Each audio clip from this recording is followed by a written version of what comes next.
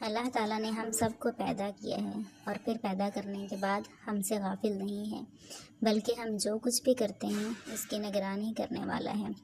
اللہ جو بھی ہم اعمال کرتے ہیں اس پر گواہ ہے اور اس کی نگرانی کر رہا ہے، اور اللہ تعالیٰ گناہ گاروں کو مسلسل مہلت دیے ہوئے ہیں کہ شاید وہ توبہ کریں اور اس کی طرف پلٹ آئیں، اور جو کہ نیک عمل کرتا ہے اس کی بھی نگرانی کر رہا ہے اور اس نیک عمل کے بدلے میں اسے نیک اجر عطا کر رہا ہے۔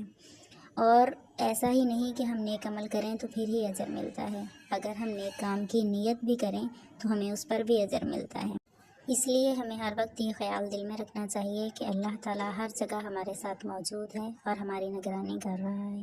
اس سے ہمارے اندر سکون پیدا ہوگا اور ہم نیکی کی طرف راغب ہوں گے۔ اللہ سے دعا ہے کہ ہمارا خاتمہ بالخیر کرے اور ہم پر اپنا خصوصی رحم فرمائے، آمین۔